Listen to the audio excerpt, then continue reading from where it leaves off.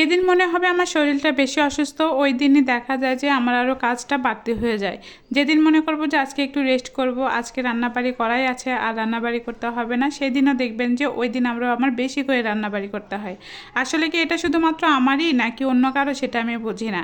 তো যাই হোক, আসসালামু আলাইকুম বন্ধুরা, সবাই কেমন আছেন? আশা করি ভালোই আছেন।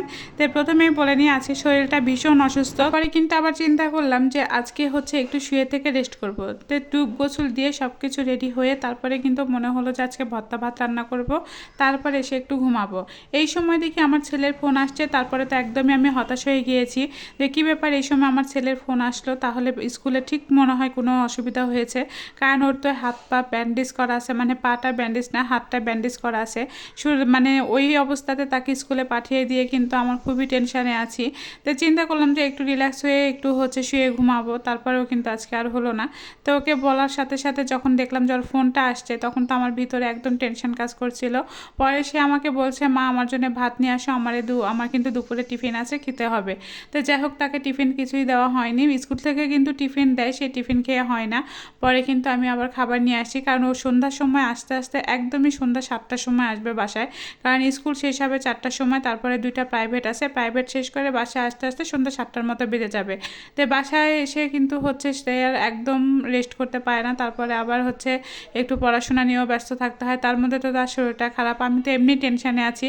তো যাই হোক, বাইরে এসে যে এদের সাথে একটু কুচলালাম, মানে এদের সাথে একটু কথাবার্তা বললাম, বলে তো তারপরে আমি রিক্সা খুঁজছি, রাস্তাতে এসে কিন্তু কোনো ধরনের রিক্সা নাই।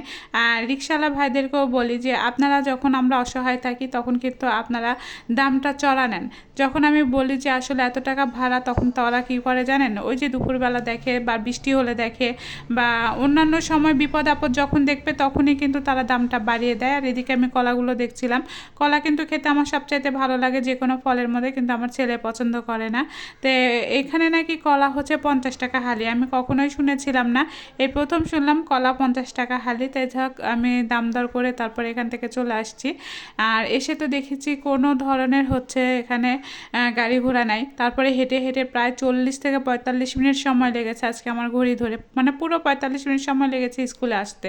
তারপরে এসে দেখি সবার টিফিন দিয়ে দিয়েছে, রাস্তায় আসতে দেখেছি সবাই চলে যাচ্ছে, মানে 1 থেকে ক্লাস 5 পর্যন্ত কিন্তু দুপুর 1টার মধ্যে ছুটি হয়ে যায়, আর 6 থেকে 10 পর্যন্ত কিন্তু মানে টিফিন দেয়। তো এরা কিন্তু টিফিন খাওয়ার জন্য বসে আছে, আমি খুব খুঁজছি যে এরা কোথায় আছে, পরে দেখি আমার ছেলে এখানে এসে বসে আছে। এটা গার্জেনদের বসার একটা জায়গা। তো অনেকে কিন্তু টিফিন খাওয়ানোর পরে চলে গেছে, আর আমি কিন্তু টিফিন খাওয়ানোর পরে এখনও যেতে পারিনি।